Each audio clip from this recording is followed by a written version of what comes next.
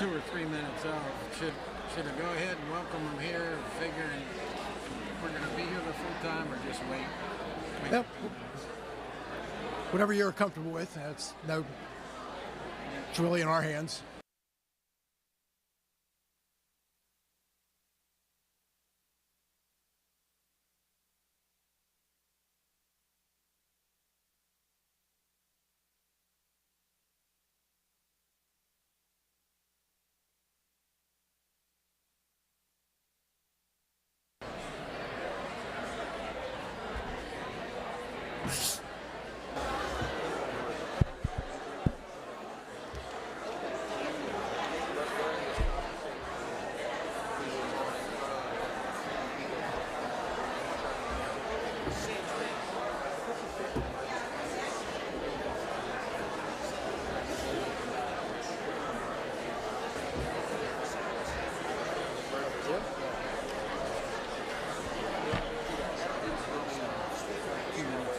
Okay.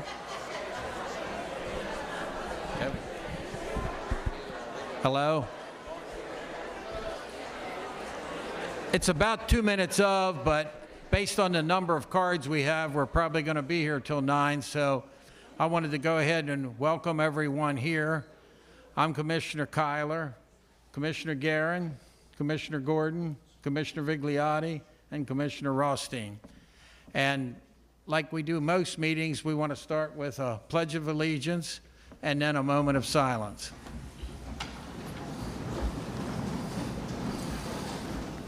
I pledge allegiance to the flag of the United States of America and to the republic for which it stands, one nation, under God, indivisible, with liberty and justice for all.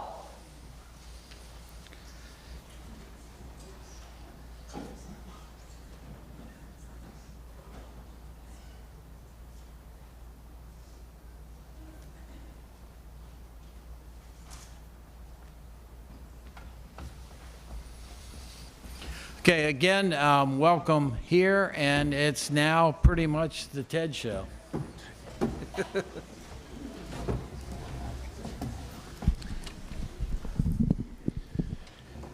Hey, I'm Ted Zaleski, Director of Management and Budget for the county. On behalf of the Board of County Commissioners, welcome to our public hearing on the fiscal year 2025 budget. This hearing is being broadcast live on Carroll County YouTube channel and will be recorded to watch later if you'd like. In addition to this hearing, all the commissioners' meetings on the budget process, going back to the first overview in March, right up through their work sessions on the proposed budget in April, are available on the county website. The proposed budget is available on the county website. There's a spot on the county website for you to send questions or comments on the budget. Between the recorded meetings on the budget and the budget itself, the information is available for you to develop educated and informed positions on the proposed budget. I encourage each of you to take advantage of the information the commissioners have made available. The commissioners are scheduled to hold a budget work session to make any changes to the proposed budget on May the 14th, and they're scheduled to adopt the budget on May the 21st at 1 o'clock. I have a note here that says we have a sign interpreter. Do we have a sign interpreter? Okay, we don't. Oh. Okay, right down here. The hearing tonight addresses a number of items: the operating and capital budgets, the 6 enterprise funds, that includes solid waste, water and sewer, septage, firearms facility, and the airport, and the fiber network, pension trust funds, grant fund, special revenue funds, other post-employment benefits fund, LoSAP fund, a proposed recordation tax rate change, a proposed property tax rate change, and proposed water and sewer rate changes. Let me take a minute to describe how things will work this evening. If you would like to speak and you haven't already done this, please fill out a card. There are people out in the lobby. There's 2 microphones, one over here and one on the other side. I will call out 5 names at a time. When you hear your name, if you could make your way up to one of those microphones. Each speaker will have 3 minutes to make their comments. The timer will be up on the screen behind the commissioners. We ask you to respect the time limit so we can keep this moving through the evening. This is by no means mandatory, but I'd like to make a suggestion. If somebody has already made points that you would like to make, there's nothing wrong with saying, I agree with the points the speaker made on that topic. And even more important tonight with the number of speakers that we have lined up. I know that we're sometimes dealing with issues that can lead to passionate and emotional responses. I encourage you to share your passion with the commissioners, but please be civil and respectful to the Board of County Commissioners and to the other speakers. I want to briefly summarize the budgets that have been proposed. The general fund, or what's often thought of as the operating budget. I have to talk slowly here so I don't overwhelm the sign. $541,596,020. Capital fund, $121,668,630. Grant fund, $22,336,975. Utilities enterprise fund, $18,672,830. Solid waste enterprise fund, $13,985,250. OPEB fund, $1,350,000. Special revenue fund, $9,265,813. Pension fund, $11,653,460. Airport enterprise fund, $1,305,250. Septage enterprise fund, $795,000. Firearms enterprise fund, $304,000.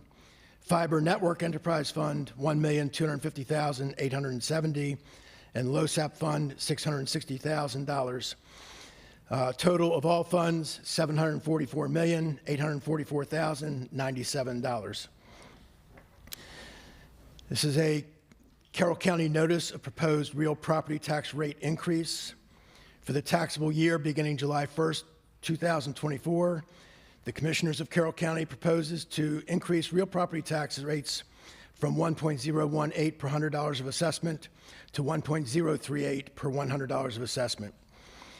The FY25 proposed recordation rate goes from $5 per 500 to $6.50 per 500 beginning July 1st, 2024. FY25 proposed water and sewer rates pursuant to Chapter 51-01C of the Code of Public Local Laws and Ordinances of Carroll County.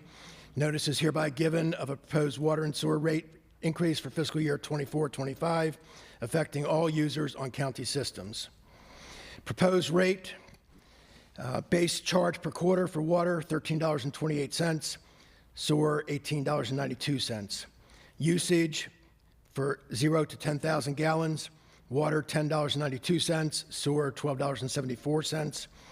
10,001 to 30,000 gallons, water, $11.19, sewer, $13.57, and over 30,000 gallons, water, $11.56, and sewer, $14.73. Okay, I will call out the first 5 names, and if you could please come up to the microphones. Marcia Herbert, Lynn Griffith, Cindy McCabe, Amanda Joskowski, and Maury Deppin.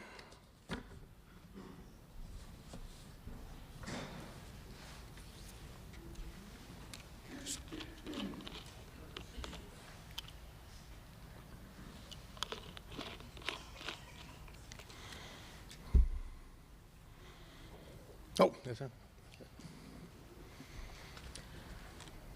I'm Lynn Griffith, Executive Director of the Carroll County Arts Council, and I'd like to welcome everyone to the Carroll Arts Center. The Arts Council extends our gratitude to the Board of Commissioners for their dedication to Carroll County. Please stand if you're here to advocate for Arts Council funding. The Carroll County Arts Council has been serving this community since 1969. We aspire to be a vital community resource promoting equal opportunity for all to pursue, enjoy, and understand the arts. A thriving arts community strengthens the county's competitive edge in the areas of quality of life and workforce development. I humbly request that the board restore the Arts Council's budget to $43,000 for FY25. This money will be a wise investment in not only the arts and culture of Carroll, but will reap significant economic benefits for all of the county. The Arts Council provides a significant amount of programming grants and scholarships for children and families. The CCAC awards approximately $100,000 per year in grants to over 30 small arts organizations, nonprofits, municipalities, individuals, and students. Additionally, last year, our investment in free programming for children and families was $63,000. A loss of county funding will decimate these free programs, disproportionately affecting underserved areas of the county. Not only do we invest in the community, we drive tourism and therefore economic development. This year, we are on track to bring more than 46,000 visitors to Carroll County. Just last month, the 17th Annual Peep Show drew 17,291 attendees from 356 unique zip codes and 13 states, making it the single largest tourism event in this county. All of these visitors are spending their dollars in Carroll, providing a significant source of tax revenue for the county. The Maryland Department of Commerce estimates the arts attendees spend $31.47 per person per event, beyond the cost of admission, on items such as meals, parking, and lodging. Based on that number, this year the Arts Council will have an economic impact of nearly $1.5 million in Carroll County. We accomplish all we do with a staff of just 6 employees, $43,000 from the county, and 174 volunteers donating almost 3,000 hours. We're proud of our efficiency and the dedicated staff and volunteers who make this all happen. I humbly ask that you restore our funding and invest in the economic and cultural vibrancy of this great county, and I thank you very much.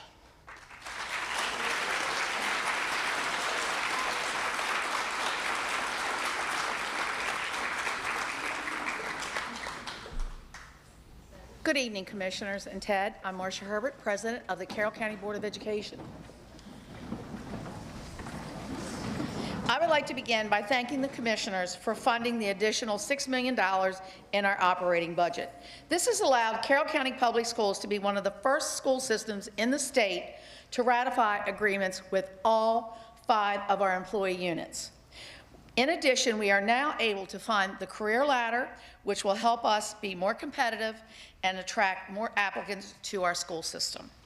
And I would be remiss if I did not take the time to thank all of our educators for all they do each and every day for our students and our school system.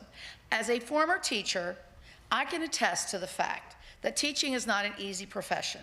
Yet our teachers come to work and face the challenges that awaits them every day. This is one of the many reasons why we are the best school system in the state of Maryland, and thank you. We really appreciate it, and our teachers do too.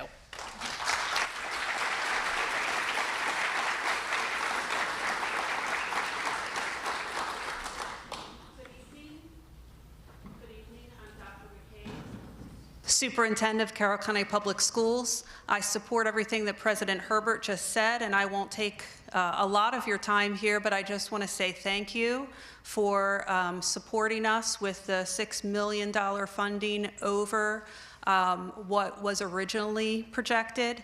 That has enabled us to create a career ladder and provide our bargaining units with salaries that are more competitive with other districts in our area. As you know, as you've met with us through budget season, our top priority is attracting and retaining great teachers to put in front of our students in our classrooms. So we thank you, thank you, thank you, and thank you, teachers.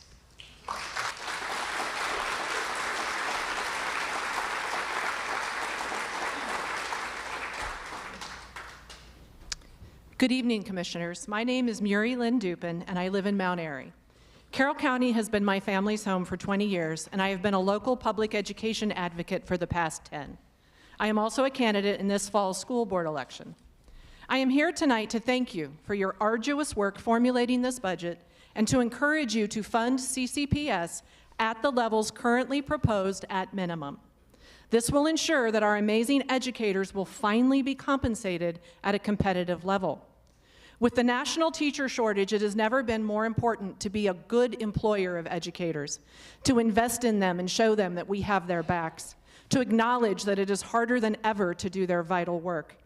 It is Teacher Appreciation Week, and there will be tremendous gratitude demonstrated by students, parents, guardians, and others.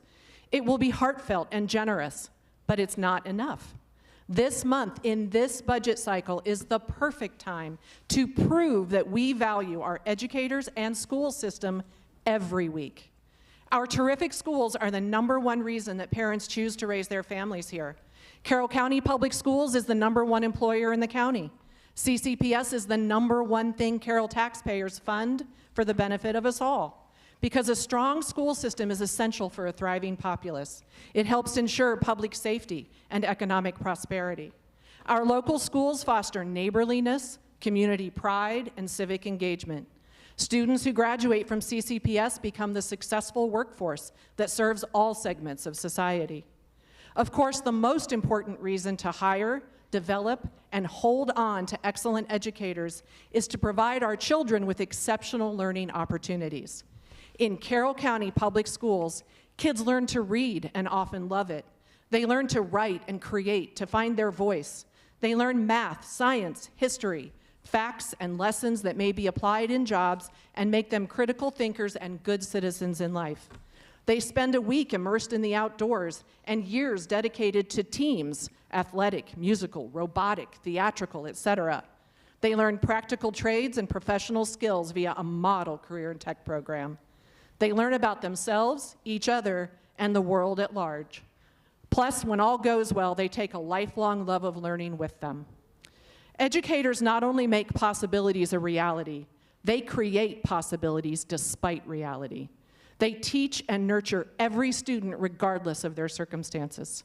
We owe them more than we can give them, but we must give them what we can. Thank you in advance for doing so.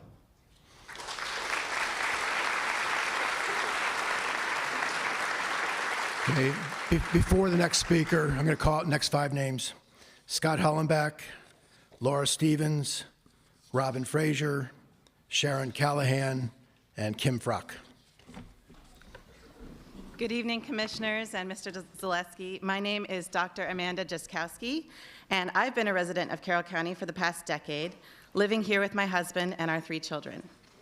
As a candidate for the Board of Education in the November election, an active CCPS volunteer, a dedicated advocate for public education in our county, and an educator myself, I'm here to express my sincere gratitude for your work on this budget.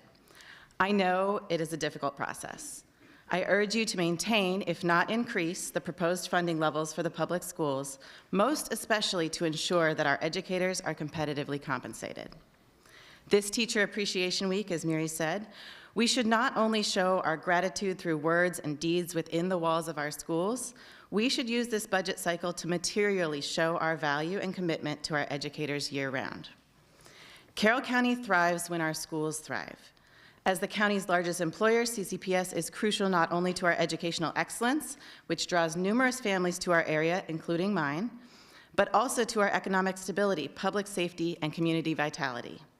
I'm heartened by your recognition of these facts and your willingness to invest in our future.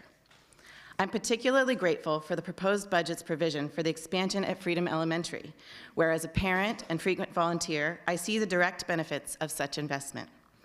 The current overcrowding and resource challenges are significant, and your support in expanding our facilities and pre-K programs will greatly enhance our children's educational experience. Despite the financial constraints which have been exacerbated by previous budget cuts, your commitment to nearly fully funding our school system's budget request this year is a strong indicator of our shared priority, the educational welfare of Carroll County's children. The proposed budget demonstrates your commitment to working with CCPS and prioritizing, attracting, and retaining the exceptional educators who will shape our students' future. So thank you.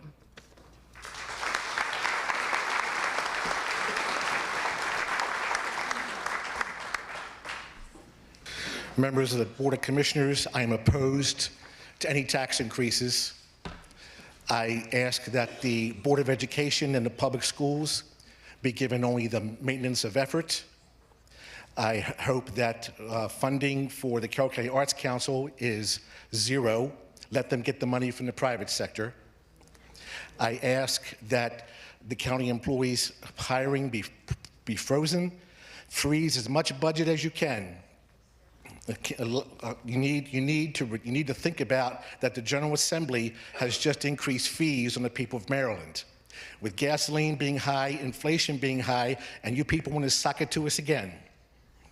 You all need to think about how much money you're taking from us. The state's taking money from us.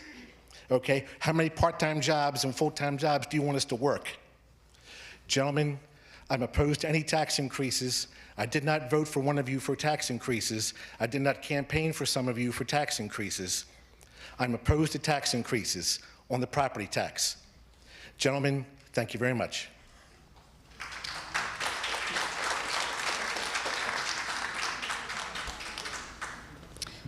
Hi, Commissioners. When you own your own business, you are either stressed because you have too much work or too little work. It was a constant balancing act as to whether to hire or fire at Fraser Machine Company. We would even go without pay in order to make payroll. One thing we never did when there wasn't enough money to give raises to employees was to hire more people. One straightforward way the county could balance this budget without raising any taxes is to freeze hiring. The proposed budget includes dollars for 45 vacant positions and 56 fire and EMS positions, totaling $9.5 million. In one simple decision, you can avoid a tax increase. Having no real plan to transition from volunteer to paid fire and EMS, perhaps this year we should delay hiring and have a good look at the data. Have response times improved? Do we have fair deals with neighboring counties and states where we are sometimes first responders? How is the transition going thus far? Suggestions for moving forward from paid workers and from volunteers. Should we make some changes at this point of the transition? Commissioners could then put together a well-thought-out transition plan moving forward based on what they learned from these meetings. On the county vacancy side, any positions that are a must can be funded by eliminating positions that are not absolutely necessary. Again, this has been done by former commissioners in tough times. Freezing hiring balances the budget for this year and gives county commissioners and department heads opportunity to reevaluate where to reduce spending in the out years if needed and find expenditures that can be eliminated, reduced, or delayed. It is Business 101. You cannot hire more employees when you cannot afford the ones you have. And you cannot squeeze more money out of your paying customers if they can't afford it. They will find another alternative and your revenues will decline, not increase. This is just one of many ideas I've floated for your consideration as an alternative to raising taxes. You do not need to put more stress on your paying customers, the tax-paying citizens, by raising taxes this year. It is not only heartless, but not a good business decision. Raising taxes on folks that are already struggling will result in the taxpayer finding another way, going on government assistance, or even moving out of the county or state, as we experienced during the O'Malley overtaxing years. Both alternatives reduce your revenues, not increase them. Make the wise, compassionate decision. Reduce spending. Here is one of many ways. And don't raise taxes. Thank you.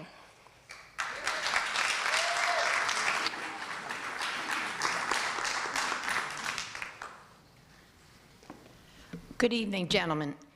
Thank you for listening to us tonight. It's always an honor to meet with you and to hear and see that you are interested and care about your community in Carroll County. As a realtor, I've been in this industry for nearly 40 years. In the interest of helping our new first-time home buyers who can't buy now, interest rates are too high. Many agents were working with these young families or young single buyers who now have backed out of the market because they no longer qualify for the mortgage on the homes they thought they could buy. They're not buying. They'd like to rent out of desperation. There's nothing to rent. So what are they doing? They're going backwards instead of forwards. That certainly was not the intention of our Carroll County commissioners. Further than that, inventory is already low. As a result of not having enough inventory and homes not selling as we would like them to, or home selling for more money and knocking lovely people out of the market, guess who else is knocked out of the market? All the people that serve the real estate community. Home inspectors, electricians, well and septic, surveyors, the mortgage business. Everyone is suffering as a result of the impact that this will have on increasing transfer tax and increasing the real estate taxes on our homes today. As you listen to other people who speak about how this will impact the industry, I think you'll get a very good picture of why we're asking you to please hold off on doing this, find another way to get that revenue, certainly not on the pocket of the real estate industry. It seems to me after 40 years in this business, 40, F-O-R-T-Y, not 4, after all this time, we always seem to be the ones that pay the biggest price in losing. So please rethink this. Thank you for your attention.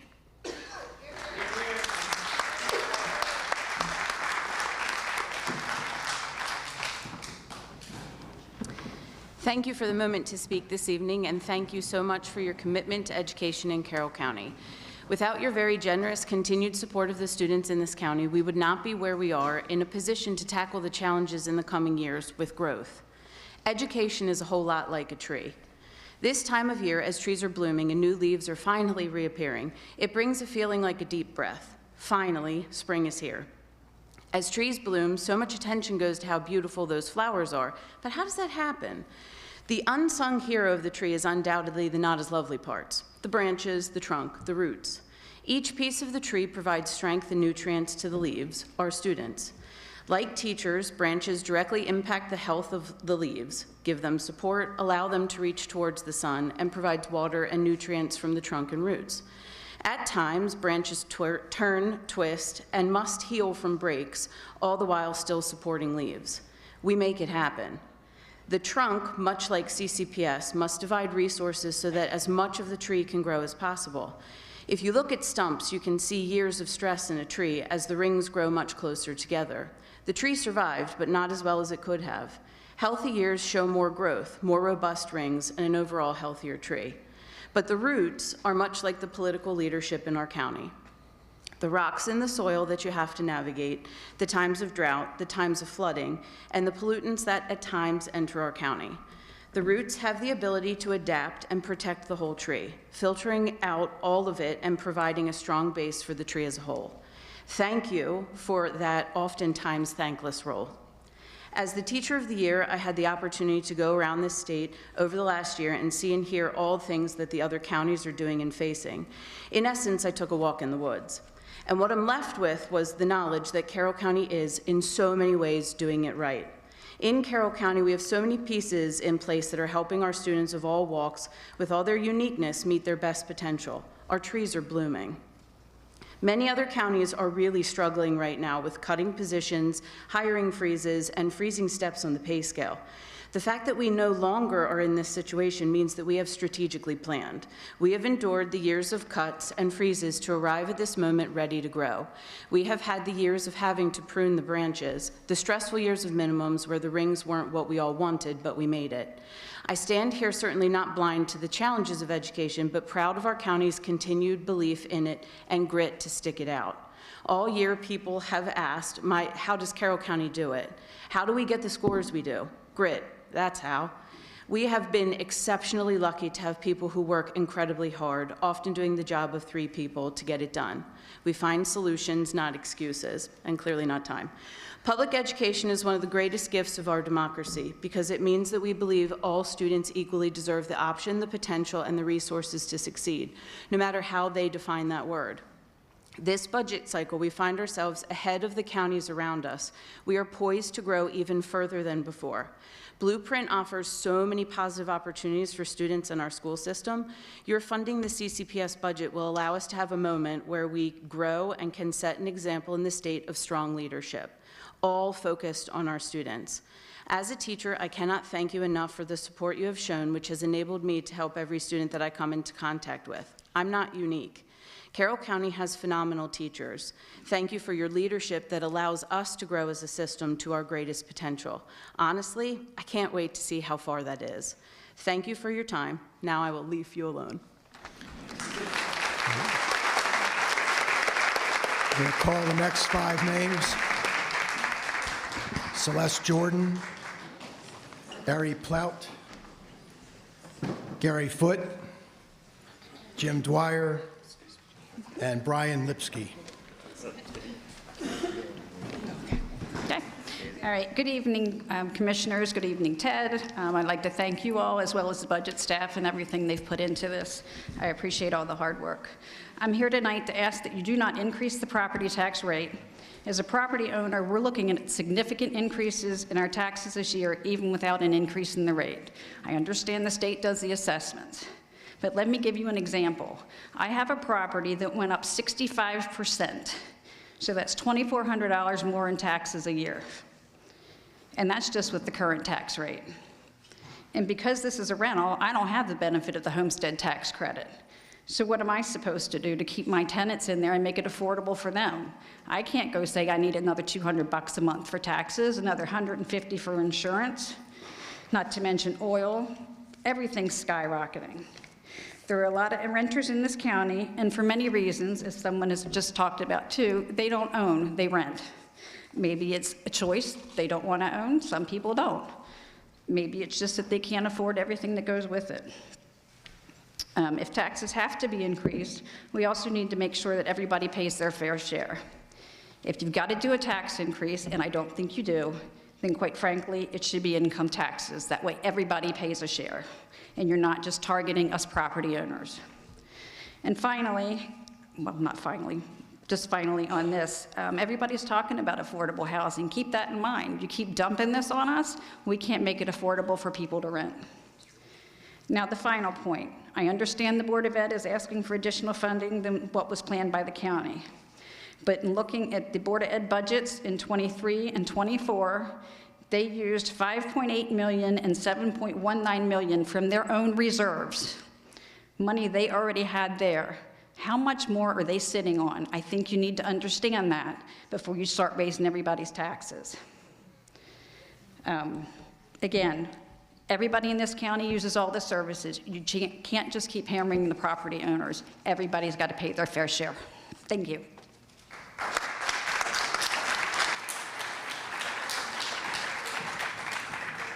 Good evening, Commissioners. I am Celeste Jordan, President of the Carroll County Education Association.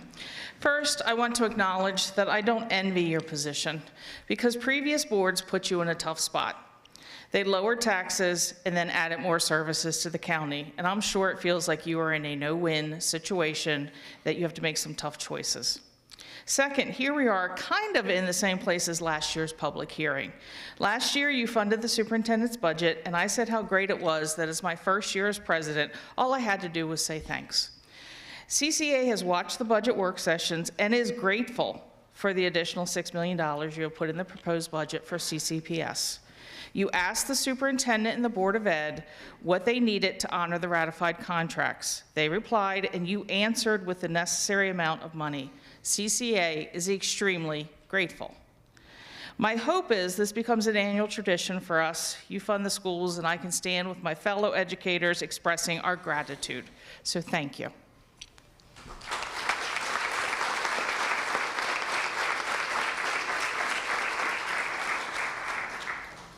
Good evening, esteemed Board of Commissioners. My name is Ari Plout, and I'm with the Government Affairs Director with the Carroll County Realtors, respectfully in opposition to the proposed increase to the recordation and property taxes. This has already been mentioned, but I just wanted to stress it again that at a time when the state is undergoing large budgetary deficits, not only this year, but in years to come, we know that there will be increased taxes and fees coming from the state. This is not the time to pass additional taxes at the local level. Times are tough for everybody. This will make it increasingly difficult for first-time home buyers to purchase homes in Carroll County. Home purchasing is better for the overall tax base. Increasing the tax will disincentivize purchasing homes and will ultimately be worse for the tax base. And with that, I would urge an unfavorable on the proposed increases for the taxes. Thank you.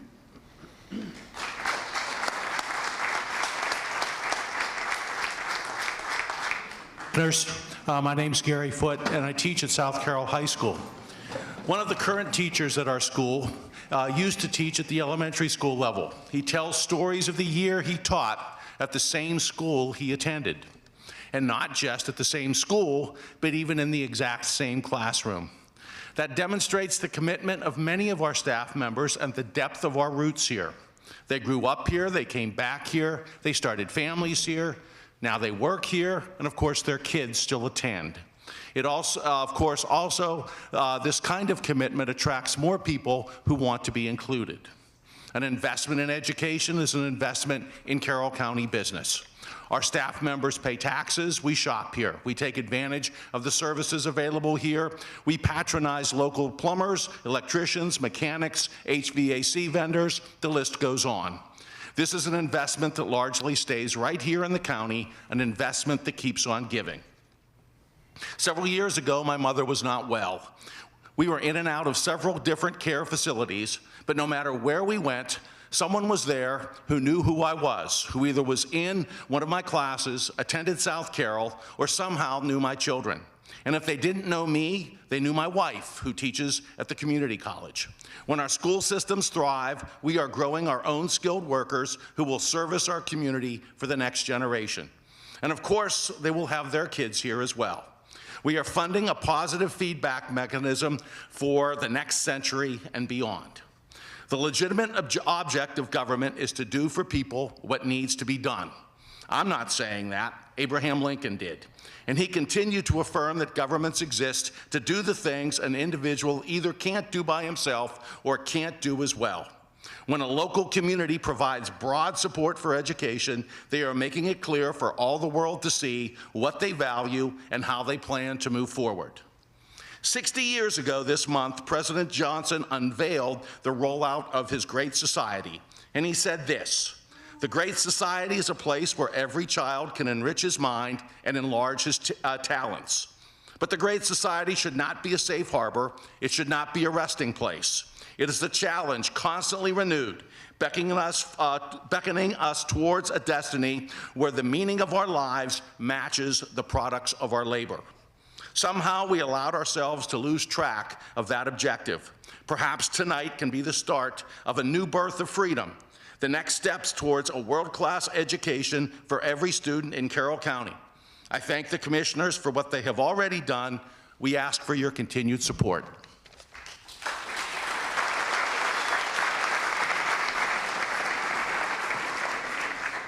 Good evening, Commissioners. My name is Jim Dwyer.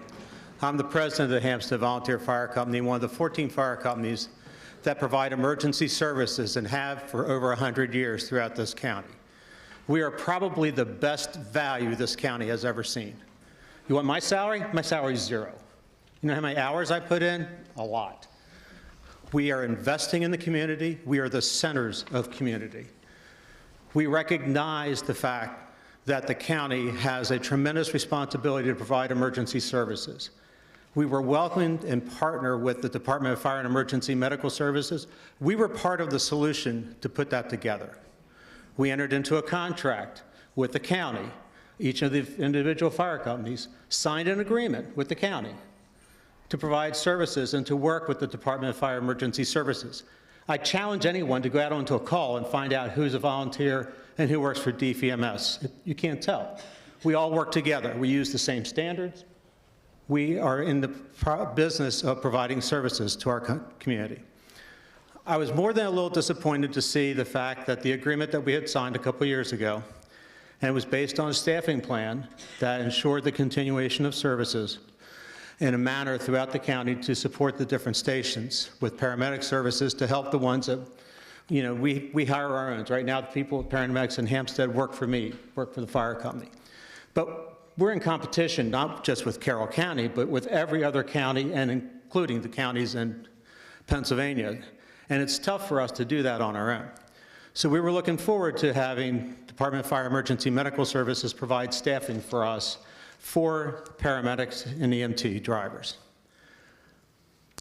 The budget decrease of $2.8 million is very disappointing. We put our money where our mouth is. If you go to Hampstead, you will see a brand new fire station being built in Hampstead. The county didn't pay for that. Your taxes are not paying for that. We are raising that money. Our community is raising that money. And I'm very proud of our community and their commitment to us. And I'm proud of our investment, but we need the partnership. No one, I've been a citizen in Carroll County for almost 50 years. No one wants a tax increase. I don't want to pay more taxes.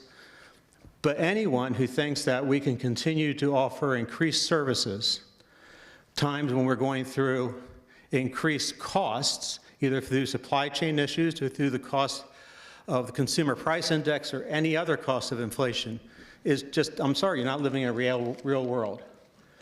I don't like tax increases, but I support the approach that they have come up with for this to minimize it. They could certainly raise taxes a lot higher and still be in much better position than they are with the other counties that go around us. So if you don't think we have comparable tax rates, go look at Baltimore County, Howard County, Frederick County, and look at the tax rates they're going through. So I would like to thank the commissioners for their partnership. I would like to thank them for their commitment to the Department of Fire Emergency Medical Services, and we will continue to provide services for the county, no charge from us, but we will do that in partnership with the county services. Thank you. I'm going to call the next 5 names. Tony Eckerd, Terry Bear, maybe? Sorry if I got it wrong. Catherine Adelaide, Michael Karolenko, and Chad Green. Good evening. I'm Brian Lipsky, past president of Carroll County Realtors. I've come to realize you have a very difficult job. Thankfully, unlike those in Washington, you just spend without thinking or caring about where the money will come from. You do care, and you try your best to balance cost cutting with increased revenue. You talked about past commissioners having kicked the can down the road, and now you're faced with finding the solutions. But in my opinion, real estate cannot always be the place you look for more revenue. The issues you face will not be solved by raising the property tax and the recordation tax rates. The reason the existing taxes being charged on real estate are not supplying the revenue you feel you need is because real estate sales are down. The number of units sold in Carroll County has gone down over the last several years. The total dollar volume associated with those sold units has too, and as we know, the prices the house sold for are what taxes are based on. In 2021, 2,821 units sold for $1.155 billion. In 2022, it went down to 2,292 units that sold for $1.019 billion. That's 529 fewer sold homes, $96 million less that you could tax. In 2023, the number of units sold went down to 1,737. That was a 24% decrease. Another 555 fewer homes sold and $201 million less to tax based on the median sales price. But from 2021, that number of 1,737 is 1,074 fewer homes that sold and $297 million less to receive taxes on. And 2024 has started even slower. Through the end of March, there were only 338 sales for a total of $155 million. At this current rate of sales, that would equate to only 1,352 units sold for $620 million in 2024. Gentlemen, the problem isn't the tax rate, it's that real estate sales are down. And raising taxes on real estate will drive sales down even further, especially for our children, first-time buyers, and renters looking to own a house of their own. The proposed budget summary states on page 3, beginning July 1, 2024, recordation tax will increase from $5 per 500 to $6.50 per 500, generating $4.2 million per year. Let's do the math. It would take a sales dollar volume of $1.4 billion to hit $4.2 million in revenue at the proposed increase of $3 per thousand of sales price. 2021 sales volume didn't even come close to $1.4 billion, and there were more than twice the number of properties sold then than at the current rate of sales for this year. But even using 2023 data, the proposed increase would come up $1.75 million short of the budget's $4.2 million projection. Again, the problem isn't the tax rate, it's that sales are down. We know our children, first responders, and teachers are moving to PA because they can't afford to live here. We don't need to give them another reason to do so by increasing these taxes. We know that we need more affordable housing to keep them here. We know that we need more housing in general. More housing is part of the long-term solution. Okay, Mr. Lepsky, can you finish up your comments, please? Absolutely. Just to, one last thing, that the taxes generated from real estate and associated businesses don't end with these couple that have been mentioned. From pages 34 and 35 of the proposed budget summary, there are fees for mobile home licenses, plumbing and electrical licenses, plumbing and electrical permits, building permits, utility construction permits, grading permits, use and occupancy certificates, zoning certificates, re-inspection fees, which together make up 69% of the total licenses and permits line item. And then you have development review fees and forest conservation review fees, which make up 21% of that total public works line. So again, I hope that you vote against the proposed tax increases. They are not the solution. Thank you.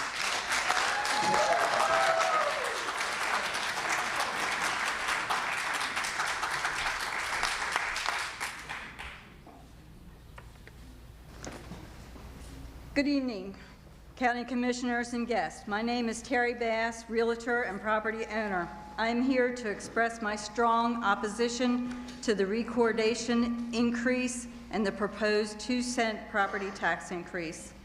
What I would like to add to the previous statements is about the timing of these increases and the type.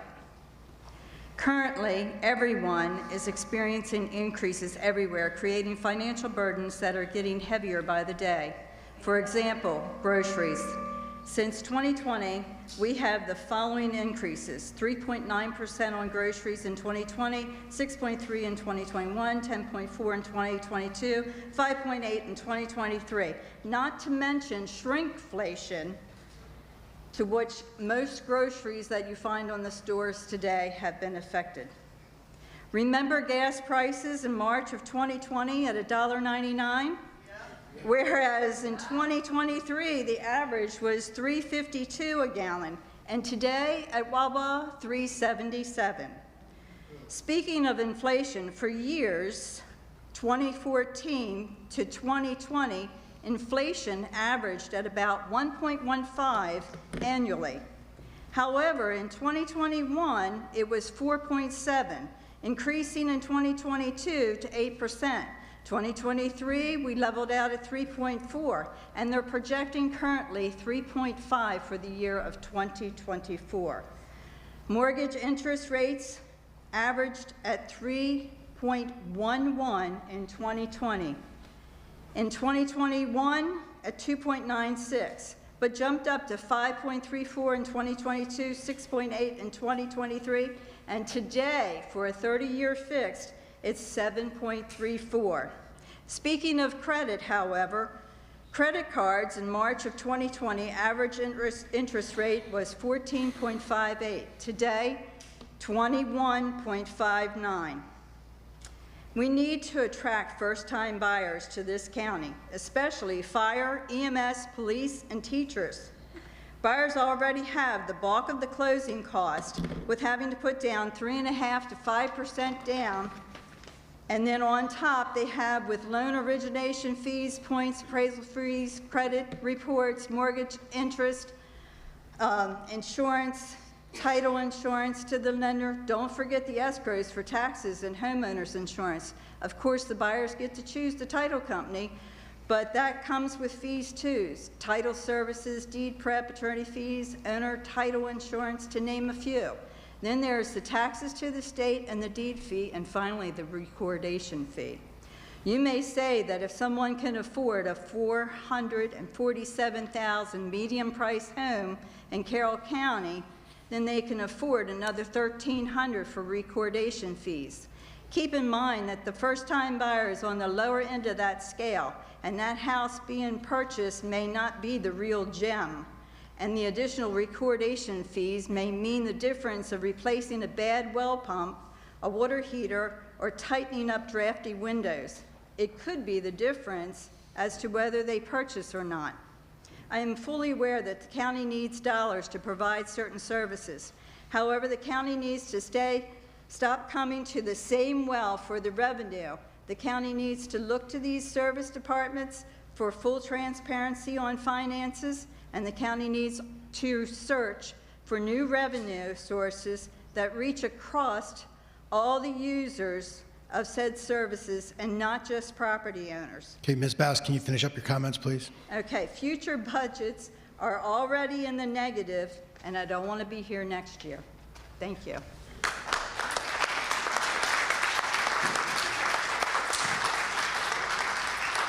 Good evening, Commissioners. Good evening, Ted. I'm Tony Eckerd, resident on Stone Road in Westminster. Tonight, I'm here representing the governing board of the Union Mills Homestead Foundation. I am one of 17 people who serve on the foundation board.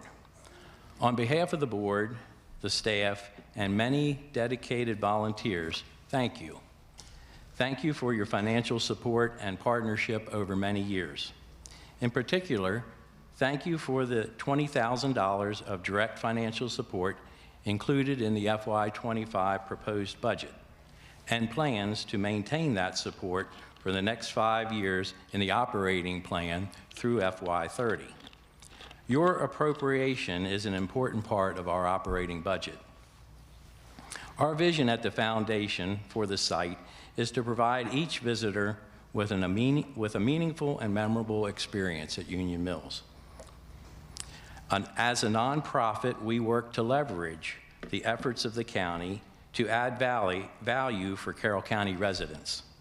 By preserving and sharing the history of Union Mills, together we are preserving and sharing an authentic history of Carroll County where people have come over the generations to settle, raise their families, build businesses, and impact public issues locally, regionally, and nationally. We look forward to telling this story and to building our relationship with you. Thank you again for your continued support.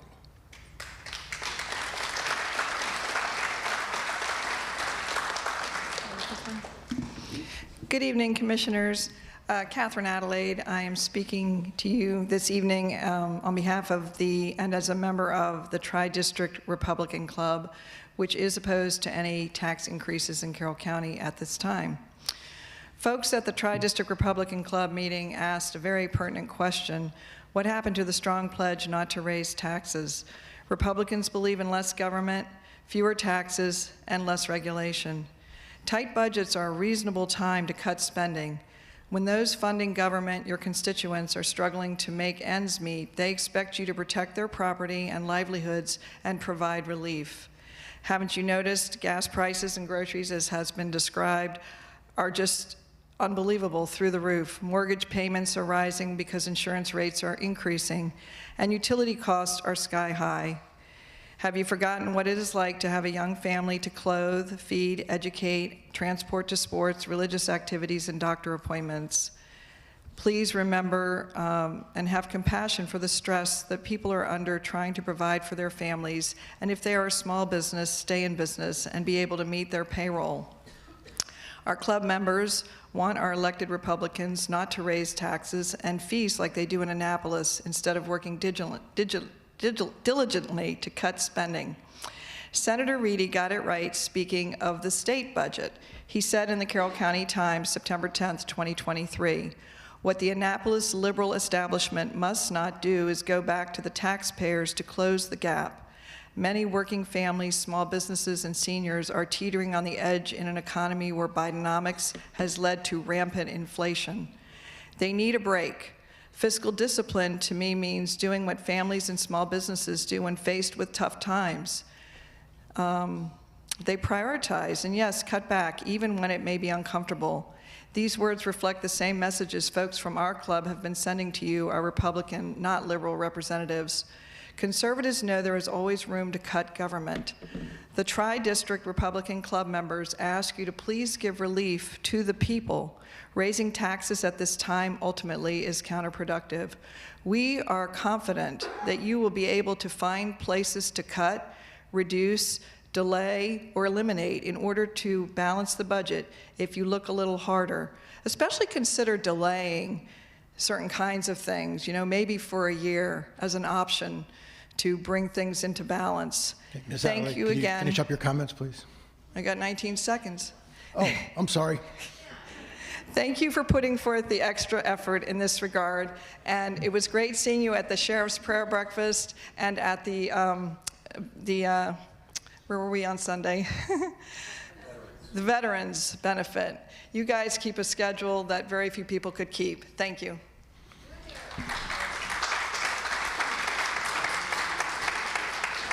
I'm still learning how to tell time.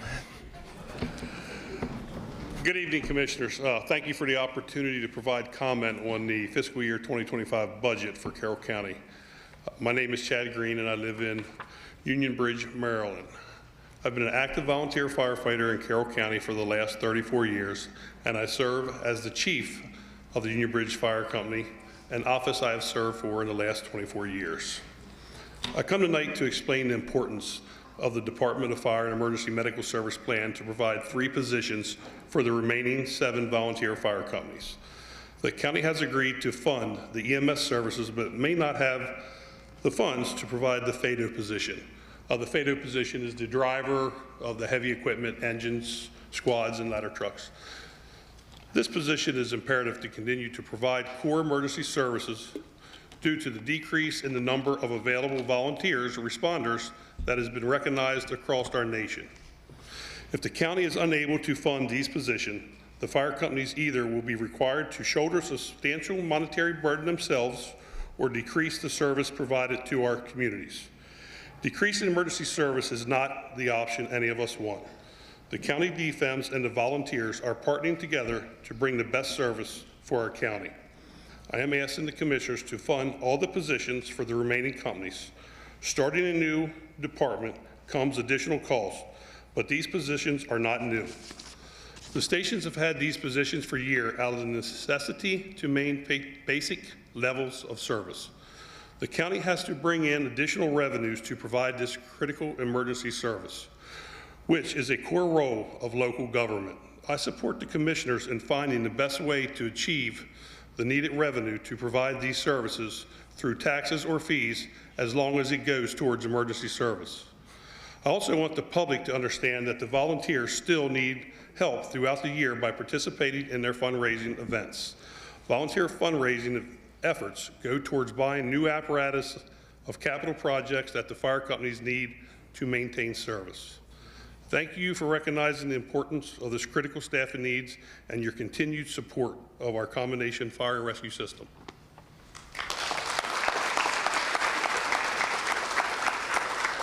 I'm going to call the next 5 names: Tim Legore, Linda Brown, James Carnaggio, Buddy Brown, and John Yingling.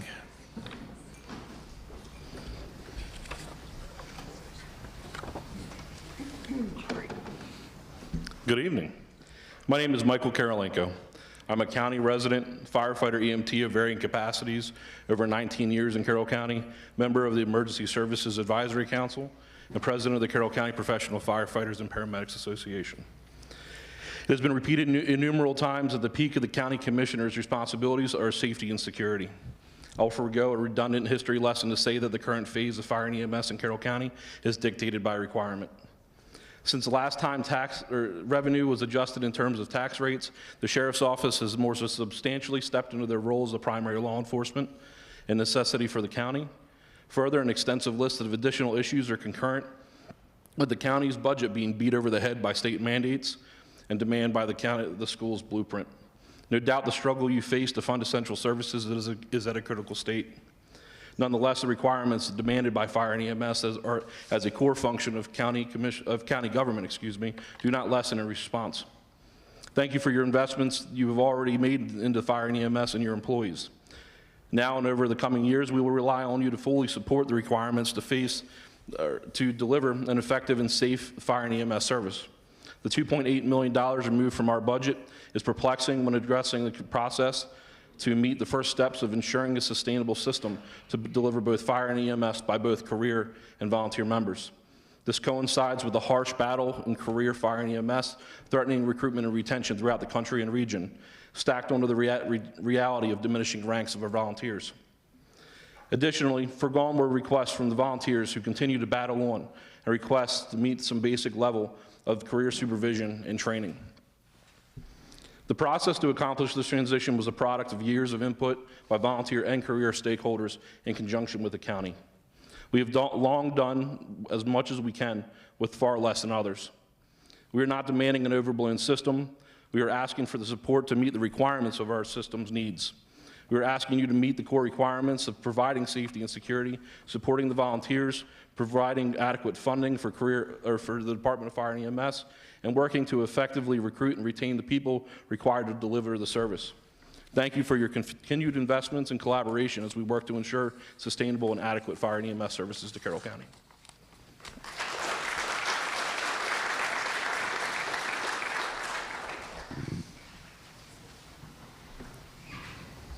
My name is Linda Brown, and I am a resident of Westminster. Honorable Carroll County Commissioners and my esteemed fellow educators. I have been a teacher for 50 years, working with levels from elementary through middle and high school, on to college now, as well as positions as a volunteer vacation Bible school teacher and an instructor for 10 summers at a Korean Christian school. I offer my background to give credibility to what I am about to say to you regarding the proposed cuts on the budgets of the Arts Council and our county's library system. Teaching at all levels involves the art of guiding students to develop the critical thinking skills, true self-confidence, and the imagination that they will need to become mature and independent individuals in their communities. Both of these institutions offer invaluable opportunities for our young people, helping them grow and expand their knowledge of both themselves and the world around them. If you are truly concerned in the future of our youth, you will restore full funding to both the Arts Council and our public library system here in Carroll County. I couldn't imagine a better investment in the community. Thank you for your time.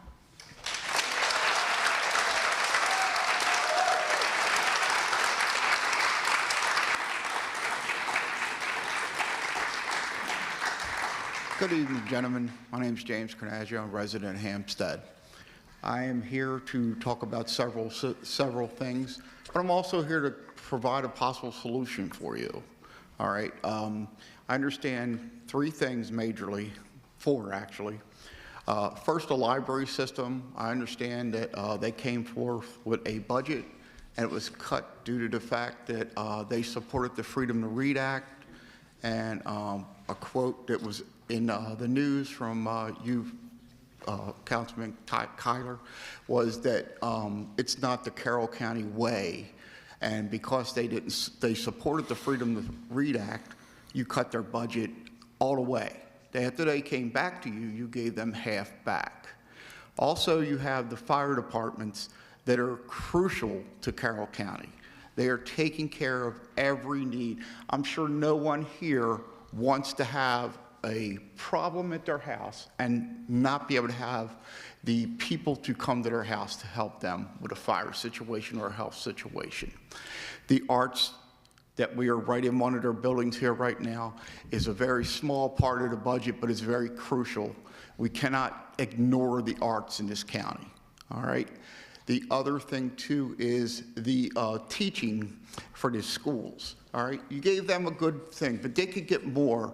I don't know if you guys realize this, but the support system for the teachers, those people that are aides and do all the jobs in the cafeterias and all, they're grossly underpaid. You can make more money starting at Walmart, okay? So that needs to be taken care of. Now, I told you I had a solution for it. I studied the budget, okay? Looking at that, and this is no offense to the Sheriff Department, I think they do a wonderful job. They have 7 functional buildings. In your original budget, you were giving them $30 million. The paper made it sound like they were only getting 9, but that's the additional money you added to it. Now, this is a project that is to build a building. There are 7 functional buildings. $39 million would cover all the cuts that they're trying to make everywhere. And it would take care of that. I'm not saying don't give them the building. I'm saying, like the lady said before, maybe delay a project to a year that is not as hard. But $39 million would cover the library, the arts, the education, and the fire department. If it was a building that wasn't functional, but they have 7 functional buildings, so why do we need one to bring everybody together? We don't at this point. We need to support all of our systems and all of our care. Thank you very much, gentlemen.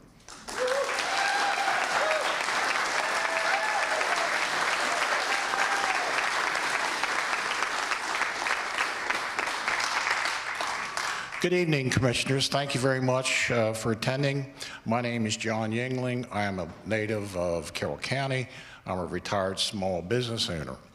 I read in the local paper about 3 weeks ago about the EMS department reorganization, a great organization with the Carroll County Fire Department, as we've seen this evening. It disturbed me one part of it. They approved a position of approximately $200,000 for a new position. It was in the paper after 15 to 20 employees left. Now, I don't know why they left. There wasn't disclosed, of course. I emailed 3 commissioners. None of them responded. Let me tell you, I ran a small business for many, many, many years, and every morning we looked at expenses and everything else in a small business. I cannot understand why, when you reorganize this, that you have a gentleman that's head of the EMS, and then you have many employees leave. Why do you hire another position? It doesn't, maybe I'm on the wrong track, but it doesn't make any sense to me. That position, that's $200,000. It's a lot of money. It could go towards the Arts Council. It could go towards other things here in the county. I want to thank you for your time, and I'm awaiting your response, Commissioners.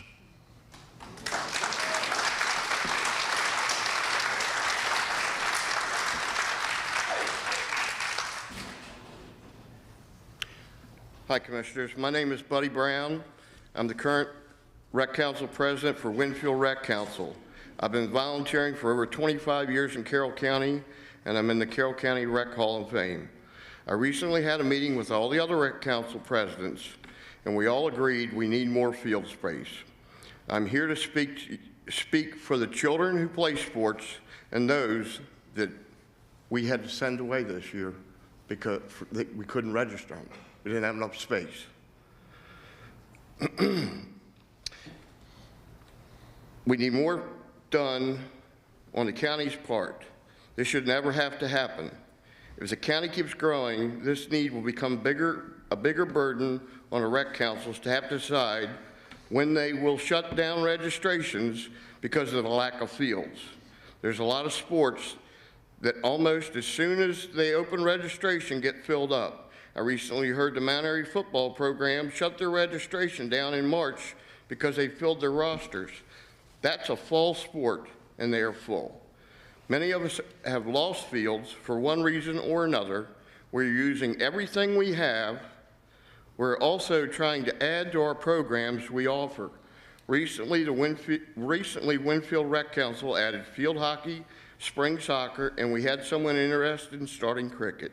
There's just not enough room. As a matter of fact, Winfield has been asking to bring the rest of the fields at Krimgold Park online for us to use for many years, and it has not happened as of yet. I don't know why. All I have heard is a bad excuses like there needs to be a 300-foot left turn lane added to the northbound Route 94 at Route 26. Someone isn't thinking about that excuse because there's a traffic control device as a light, so if traffic turning left was a problem, all they would need to do would be to add a left turn signal. We contacted the State Department of Transportation. They agreed and the added traffic on Route 24 was not an issue for opening the park up for more kids in our community. The kids in our community deserve better from the county. Our volunteers have for years done more things to improve our fields with less money than we ever have. We've been great stewards of the park we use, from planting grass seed to maintaining softball and baseball diamonds, to planting flowers in the flower beds, to just picking up trash, and so much more. The rec councils give so much to the residents of the community and ask very little, and I think it's time we help them. Last year, there were over 5,600 volunteers in youth sports. Volunteering over 550,000 hours. There's also 2,500 kids currently playing sports. There were 900,000 people who attended games. We survived on money from registrations and donations from the community. We are trying to provide a great lesson of playing youth sports. The last time I coached, we started a character foundation program each week, which a word was selected for a weekly homework assignment, such as selflessness, perseverance, attitude, consistency, emotional control, humility, and others. Each word the kids needed to define, watch a video, accompany the word at the end of the week. After the game, we would discuss the word of the week and how we did. The kids actually enjoyed it, and were being taught a life lesson along the way. Okay, Mr. Brown, can you finish up your comments, please? Yes, sir. Sad shame. I know plenty of funds on the police department to keep us safe. I would also like to say that the kids playing sport are an important factor in keeping them out of trouble. Don't you think it would be prudent to invest in more fields for them to play on? I'll go on to finish. As a taxpayer who survives on disability, going up on the tax rate is devastating to me and everyone else like me. And I would also like to say, I'm sure this room is filled with volunteers. Anybody who has ever volunteered for anything. Okay, Mr. Brown, you're please addressing raise the your hand. commissioners, please. Okay. Thank you. Kiss my ass. I'm going to call next 5 names: Daniel Carnaggio, Bobby Moore, Stanley Dill, Gary Dell, and Corinne Corpus.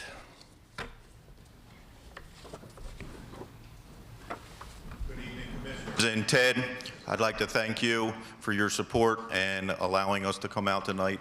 My name's Tim Ligor, Chief of Winfield Fire Department. I've been a citizen in this county for 50 years and a volunteer for 34 years, 20 plus of them as a chief officer of the Winfield Fire Department. I'm not going to stand up here for 3 minutes and talk. I believe that Jim and Chad and Mike have said what the fire departments need. We support the commissioners to make the correct decisions to help fund the fire departments and support us for the role that we need to continue with the volunteer corporations, supporting DFEMS so that we can continue this transition so that we can move on to the future and support the county with all the services that we need to provide every day. So thank you guys, make the right decisions, and let's continue on to support the fire departments. So I still have some time. Thank you to all the members and the support staff that came out tonight to support us. I understand not everybody wants to talk, but they're here to support us in this role, and we hope you guys make the correct decisions. Thank you. Ted, I believe I'm the Terry Bear that you read, because I didn't hear it. No one came forward with Terry Bear. My name's Jerry Brunst, and if I could just... I don't know how we got Terry Bear out of that, but no Terry Bear came up, so I was thinking I might have been that. Maybe my scribble was not very clear. Okay, I do have your card. You'd have been in the next group, but I guess as long as you're here. Oh, okay. Sorry, Ted. Anyway, what I'd just like to say is I would love you commissioners to adopt the constant yield tax rate. We seem to have a problem in this country when we vote for commissioners. They rarely do that. I mean, rarely. Last year, you took and every time you don't adopt the tax, you say you don't raise taxes. You raise taxes because the assessor has raised the assessments. And I'll just say the assessments this year in my area, because we are on the western part of the county, have skyrocketed. My property alone has gone up not like $91,000. And I'm like, whoa, what's going to happen in the next 3 years? Is it going to go up another $91,000 or another $100,000? So I would ask you to adopt the constant yield tax rate, because last year you took $8.1 million in tax increases from us. Year before that, $6.18. Year before that, $4.72. The year before that, $4.34.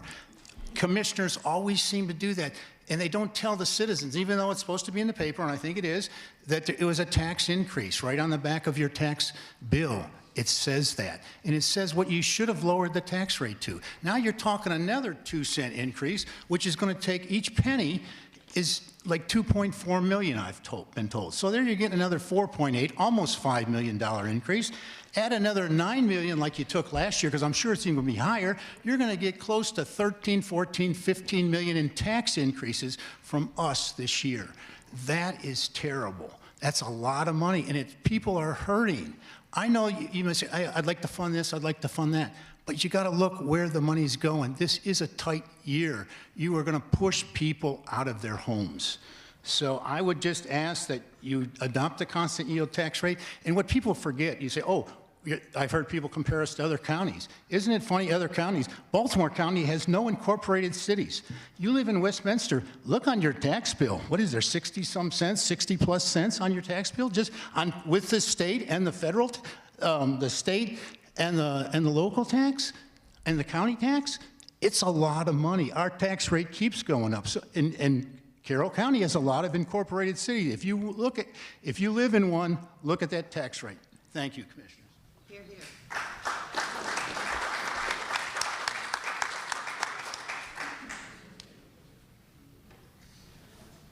Either one can step up. Hello, I'm Daniel Canaggio. I'm a professor of mathematics at Carroll Community College. I'd just like to say I'll probably be speaking a lot shorter here because I agree with a lot of points of our wonderful educators and our wonderful fire and EMS peoples.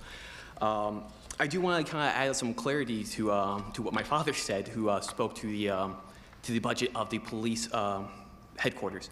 That is going to be a total of $39 million. I know the proposed tax increases are going to be projected about, I believe it was said to be about $9.8 million.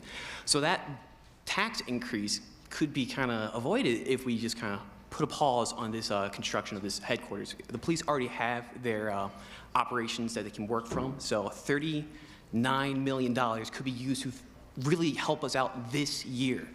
And I know that can actually help us out in our other years as well, because according to the projected finances for the fiscal year, I believe it was fiscal year 27, 28, 29, and 2030. If we combine those all together, that is a total projected deficit that you'll be working with as $52.1 million. That $39 million going to that building is 75% of that projected deficit for those upcoming years here. If you take a pause on that now, that can give you a lot more breathing room to work with. I know you're working with a lot right now and you have a lot of budgets to balance. That can give you the breathing room that you can really work with and give us what we need to support our teachers, our libraries, our arts, our firemen, our EMS, everything. Just give yourself a little bit of breathing room, pause on that for a bit and think it over and see where that budget's gonna go. Thank you for your time.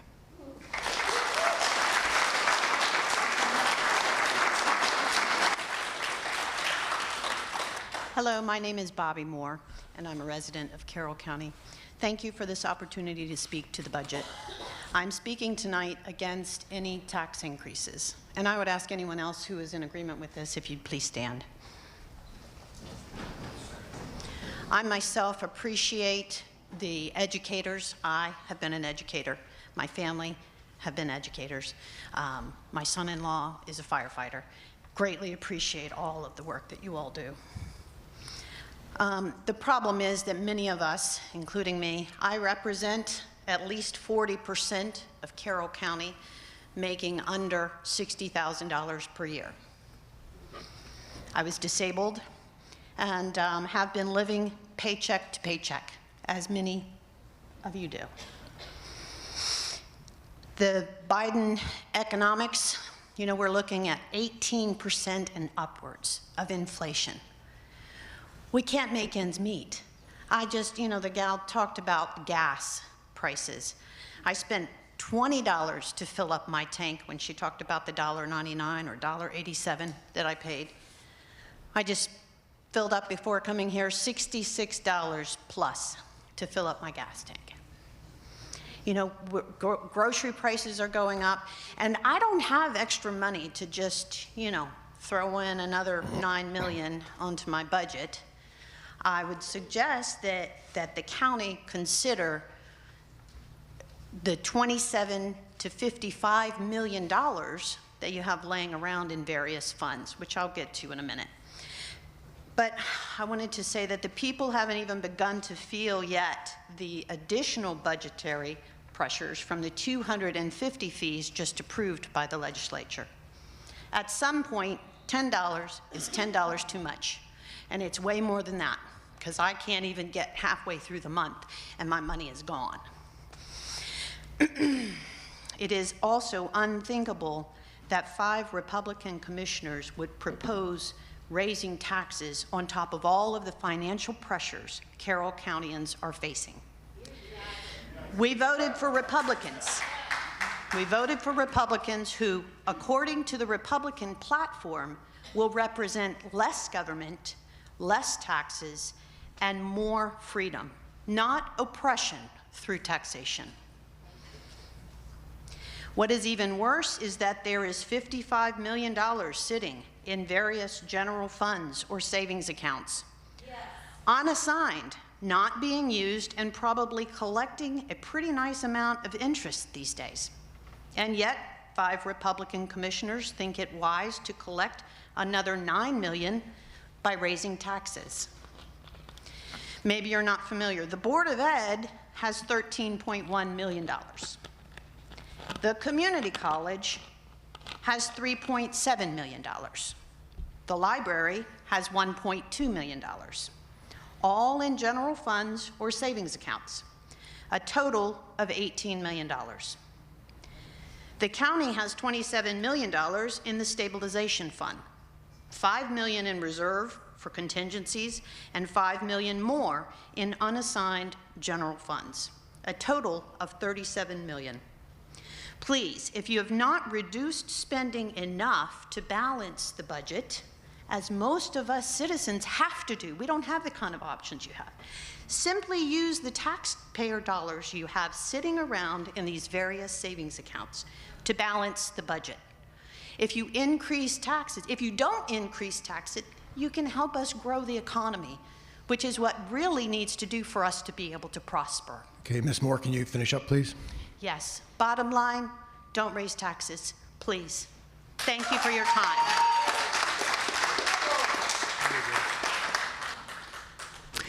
My name is Corinne Corpus, and I have been in Carroll County for almost 50 years now. If you count my 4 years up on the Hill, I've been here for 50 years. So when I first moved to Carroll County, I was a little bit reluctant.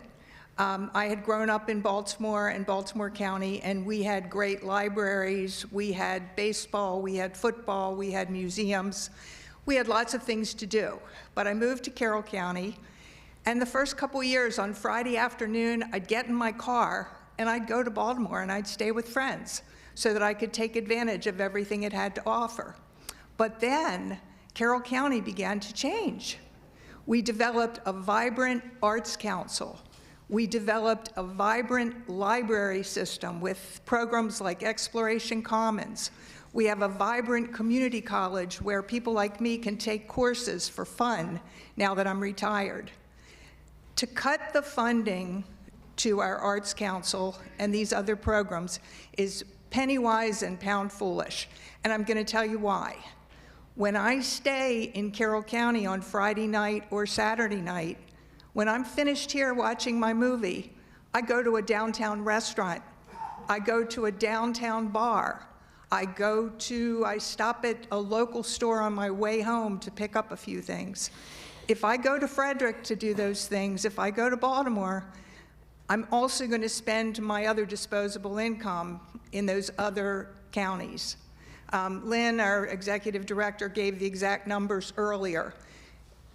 I'm just a resident. The people that come into our county and spend money support our economy in a great way. And I grew up, many of you will remember the Frisco Family Pub.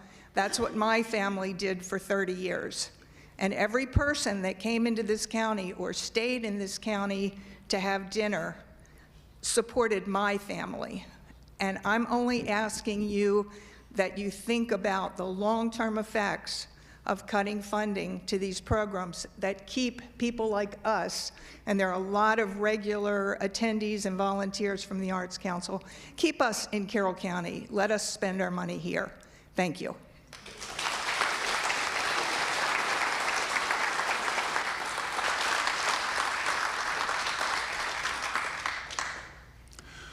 Good evening. My name is Stan Dill. I live and own a home here on Ridge Road in Westminster. I've been a resident of Carroll County for over 40 years, seen a lot, heard a lot, and now here we go again. What I mean by that is I'm here tonight to voice opposition to the county's proposed increases to property tax and recordation tax. Please, please, commissioners, consider senior homeowners in their golden years, some mortgage-free, many on limited budgets, having less to spend on medication, food, utilities, and transportation. Please, likewise, consider first-time homeowners, just starting their grand adventure in home ownership, having less for home maintenance and repairs. Please, consider small business owners struggling to keep their doors open, meet payrolls, and attract customers, having less for all of the above and all the expenses common to all businesses. Please, consider our farmers, already struggling, having less for fertilizer, feed, fuel, and equipment maintenance or repair, much less care for their own family. Please, commissioners, consider home renters. You say renters don't pay taxes. They don't pay property taxes, rather. I submit that when property taxes increases, landlords must and will pass the costs to their tenants, thus renters having less for their daily needs. And by the way, when renters scrimp and save to purchase a home, higher property taxes can only have a chilling effect on their decision. Please, commissioners, consider investors, those considering investing in land development, affordable housing, home construction, and rehabbing distressed homes in Carroll County. No doubt we need more of those homes. And in considering them, they will themselves consider in their affordability study and increases in property taxes and recordation tax, and all that will significantly impact their choice of Carroll County for their next project. Please consider how increases in taxes is very personal and how broadly adverse it is to our Carroll County constituents. Please reject any efforts to raise property tax and recordation tax. Thank you for your consideration. And we call next 5 names: Sharon Heiner, Deb, I think, Lameau, Pauline Coker, Rob Parr, and Bob Kurland. Good evening. My name is Gary Dell. I believe I'm about a 7th generation Carroll County farmer. And as I've sat here and listened to everything this evening, I'm here to advocate that you restore the funding for ag preservation. And it seems to me a simple thing. I don't know why we need another sheriff's office. The sheriffs are supposed to be on the road, not in an office. And I believe it seems pretty simple what you need to do. You can literally restore everything you've taken from these all these situations and hold that off until you have better funding to do it. I don't see where it's necessary at all. So maybe you should take the advice of your citizens and do that. Thank you.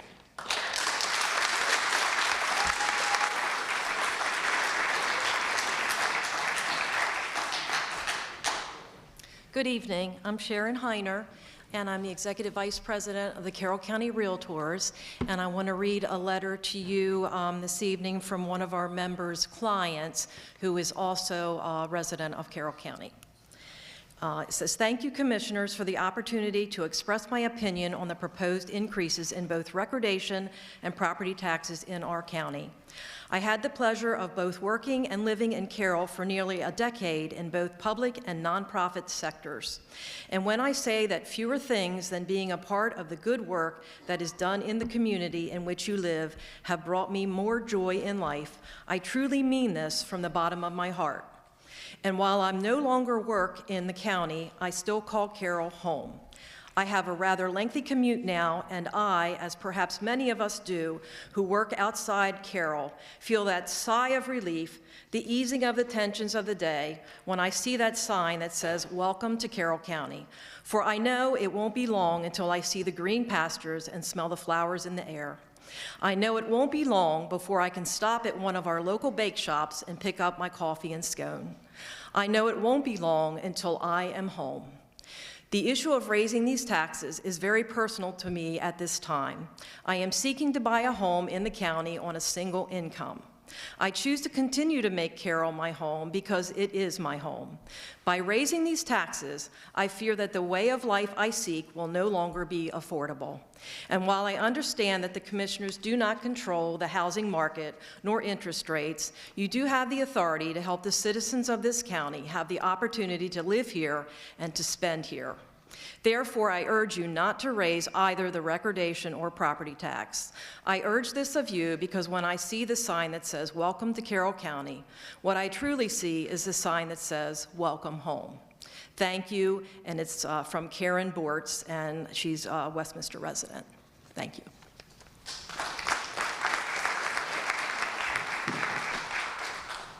Good evening, Commissioners. Thank you for the opportunity to come and speak to you this evening.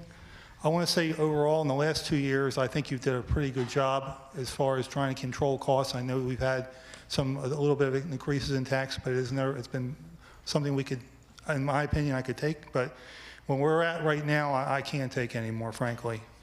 I'm looking at reassessing my home, and I've appealed my home. By the way, if anybody's a homeowner here or a small business person, please stand up. Anybody here? Realtors as well, because it affects the realtors. But at any rate, my tax assessment has gone up. My next door neighbors went up 9.6%, which is pretty modest considering the market. Mine went up 22.9%. I'm actually in the process of appealing my property tax right now. I'm about to face the board. I just dealt with the assessor. The assessor was in agreement with a lot of things, yet they did not change my revenue. It's going to go up 22.9% next year. Anybody who's been assessed, if anybody's been assessed this year, they're feeling it pretty hard. Somebody mentioned earlier, 60-some% increase. So that's you're already appreciating. I don't know if you've already included in the budget all the appreciation you're getting from this time. But I do believe that the State Assessments Office works for the governor, and it is a very biased organization.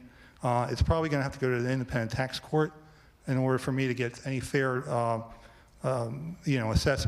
reduction. Frankly, the problem is not necessarily with the county; it's with the state of Maryland. Where you guys are responsible, the state of Maryland, the Assembly is irresponsible. They have programs going on. I'm sorry, but Blueprint is overdone. Okay, I don't have a problem giving the money to the county that comes from my versus going to Baltimore City, but I think we're giving illegal aliens free health care now. So we should be complaining against the state. In fact, I would even in fact recommend that you don't give the state any more money and we keep the money to ourselves. All the money that we gain here, if possible, if you have the courage to do it, I would recommend we keep the money in our county and not send it down to Annapolis where they're going to waste it, I don't want to say away. It's going to be wasted away. And next year is going to be worse. You know it's coming next year. So right now, if you have to increase any taxes, which I don't think the recordation and the property taxes are a real burden to any homeowner here. And in addition to what I just mentioned about the increase, they're already getting it as it is. On top of that, the recordation tax, if you have to be fair, I would do I don't want to increase any taxes, but I think a state income tax increase would affect everybody, and then it would put a pain on everybody. And I do appreciate all the volunteers that are here. They work very hard and tirelessly and give all their time. And I think they should get something. But at the same time, I don't think the state should get any more money. They've already taken, and they've actually put the finger at it in our face when it came to the book, all the things about the book reviews going on with that law they just passed. So let's look at the state as responsible for a lot of this as well. Thank you very much.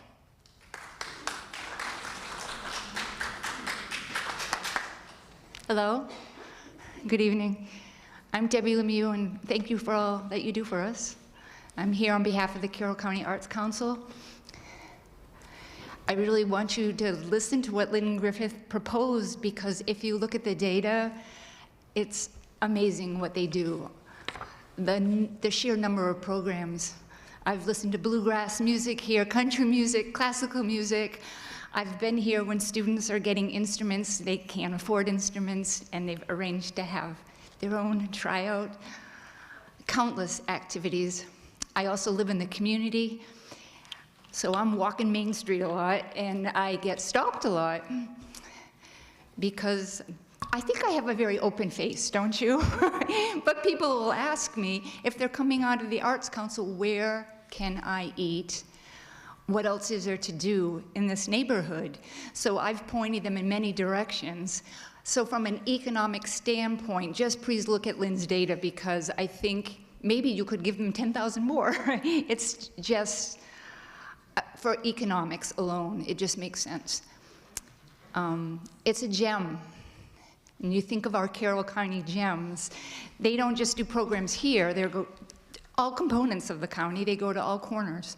So I'm sure the tourism boost is everywhere. But the gems in this county, this is one. Think of our clock tower.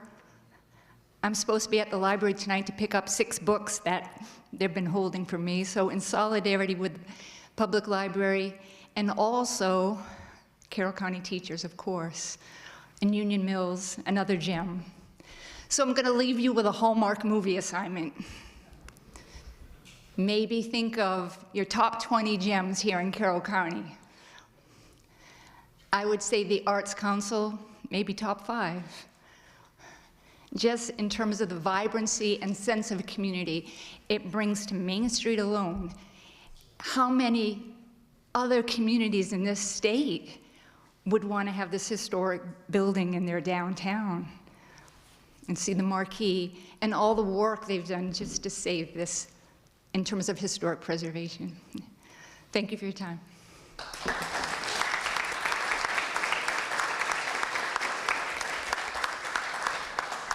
Good evening, Commissioners.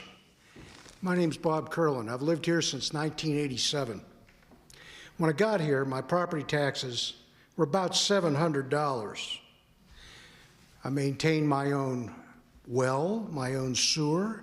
I haul my own trash. Now, my taxes are $4,400. It's the same house. Now, I want to remind all of you one thing. I've heard this democracy stuff. This is not a democracy. This is a constitutional republic. I want you to understand the difference, because in a democracy, if I can assemble a large enough gang, I can inflict my will on the rest of us. Al Capone would have been embarrassed to conduct the level of extortion that I've been seeing here lately. And I want you to understand something. I've been a member of the Teamsters Union, the United Steelworkers Union. I grew up in western Pennsylvania and eastern Ohio. You can't find one stinking steel mill anywhere around there. What happened? The pigs got fat and the hogs got slaughtered. And as you build these big gangs, better known as unions, they all clamor for a bigger piece of the pie. And what do? It's not done the old way with the envelope. It's done with campaign contributions. We didn't elect any of you to fall prey to this. But I do want you to understand something. I'm part of the original Tea Party. There's still some of us around. And I'm more than happy to raise money to put new people in your seats if you can't responsibly handle our money. The policies of this county have moved all of my children across the state line. They no longer can afford to live in this place. I want you to remember something from the good book while I'm at it, and I'm no preacher. It says that the life of man is 70, 80 by virtue of strength. Now I want you to take a look around this room. There's a whole lot of us that won't be here the next time you meet. And none of you, with your fancy suits, your positions, and your titles, can escape the obvious. Someone will come and say a few kind words.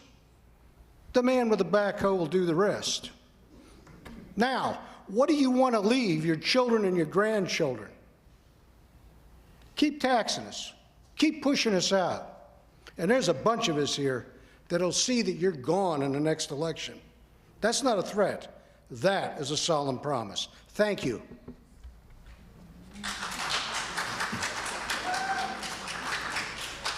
Is Pauline Coker still here?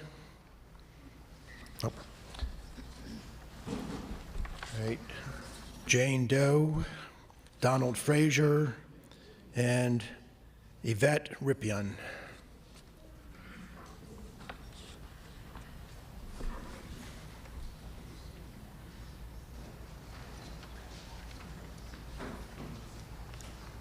I'll go ahead and start. Good evening, Commissioners. Thank you for being here tonight.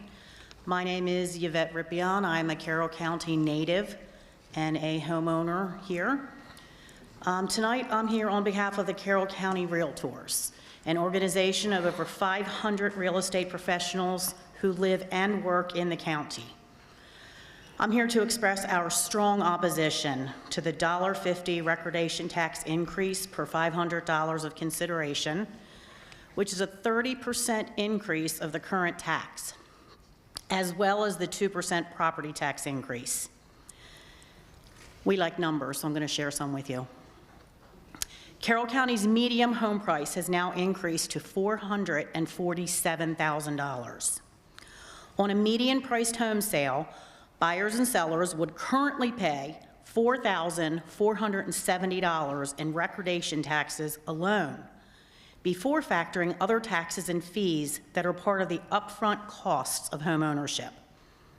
Under this proposal, the recordation taxes charged would rise to $5,811 on a median-priced home sale, an increase of $1,341 per transaction. These exorbitant cost increases will severely restrict first-time home buyers and homeownership in general. In Maryland, each $1,000 increase in the price of a home prices out 2,813 home buyers statewide. It's not a stretch to say that this increase will prevent hundreds of Carroll County residents from achieving the financial security and stability that is found in home ownership. It also places us at a significant disadvantage to attracting and retaining a workforce compared to areas with lower cost of living. In addition, the county is seeking this $3 million tax increase on top of the significant tax revenues that real estate already provides. Real estate property taxes are the single largest individual source of revenue in Carroll County, comprising nearly half of the general fund's receipts. Further, a majority of the county's second largest source of revenue, income taxes, is provided by Carroll homeowners.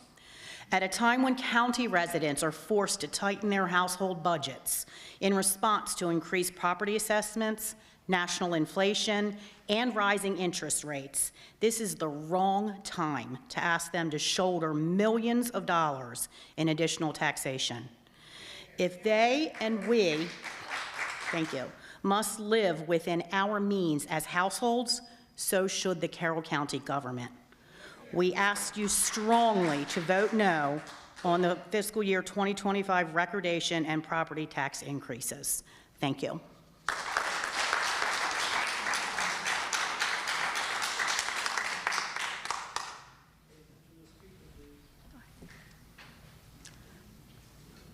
I'm Jane Doe, and I didn't prepare any remarks, so I've been sitting and listening. And I agree with everyone who said the people of this county are suffering. They are going to suffer more in the future. This inflation problem that we have is not going away. It's going to increase. If you understand anything at all about the Federal Reserve Bank, if you understand anything at all about how the national government is spending more and more money on the war machine, that's all going to just increase inflation to the point where no one can live. Gentlemen, it is not your job to preserve the way of life of all the employees of Carroll County or the fire department or the EMS. It is not your job to preserve their way of life. It is your job to help all of us, okay? Now, those people are gonna show up because they're very, very interested in making sure they can live. They're gonna show up and they're gonna say to you, thank you for giving us the money, and we need more, and we need more, and you really gotta give us more money. Well, you got it, guys, you got it. You got funds sitting around, okay? There's already been testimony as to that. Now answer me this. 10 years ago, you had about 1,000 county employees, and now you have 1,400 plus. Don't you think you could take a little more look at that and see if you can streamline? Because things are gonna get worse for this county, and if you go in this direction and you don't cut taxes, not increase, if you don't cut all this, guys, if you don't find places to cut, I suggest you start with your administrative person. Useless job. So anyway, it's not necessary. You got a lot of jobs like that. They're not really necessary. Maybe you should do an audit. Think how much good you could do for us. Think how much good you could do. This is not the way to go to increase. The 39 million I heard people talking about. Hey, I think those buildings are plenty good the way they are right now. Now is not the time, as the Bible would say, to add houses to houses and lands to lands. Now is not that time, not for the county government. So I just urge you, do what we put you there to do, interpose, cut. We're all being knocked down. County government has to go down too. Thank you.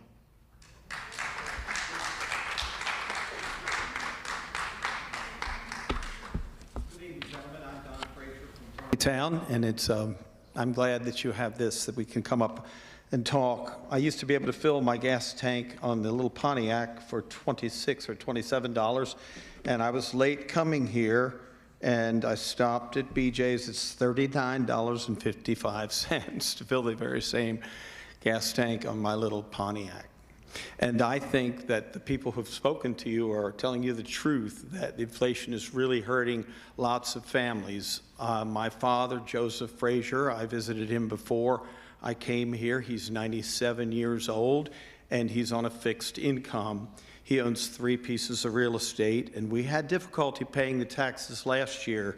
My friends Jim and Bonnie Howard of Hampstead, Mexico Road, on their house that's on the knoll of a hill, and next door they bought investment property, and when they got their assessments in recent years, they had to take out a loan from the bank on the investment property just to keep the properties that they have from going to foreclosure or what do you call it, when you can't pay it and they put up for tax sale, to tax sale is a better way to say that.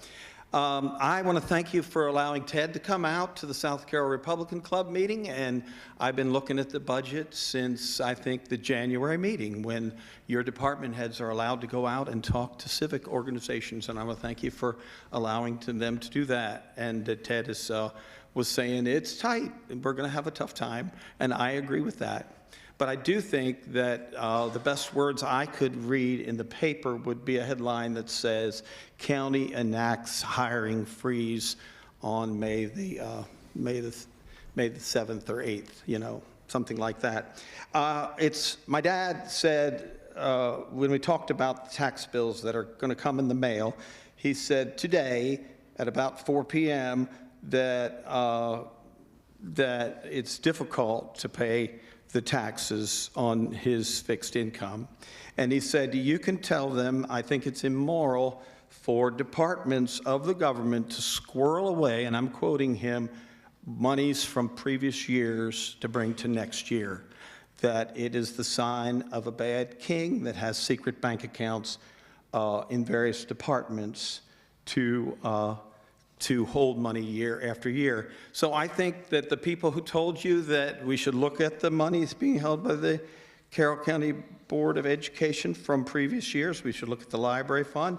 And we ran a adding machine tape this morning, and it comes up to about $53 million has been put in private individual department funds that haven't gone to zero at the end of the budget year.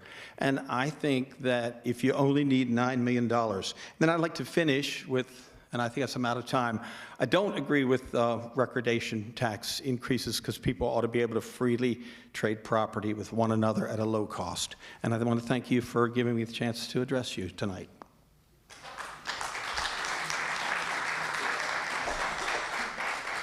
Okay, that's the last of our speakers, commissioners. If there's any comments that the board wants to make, we can do those now.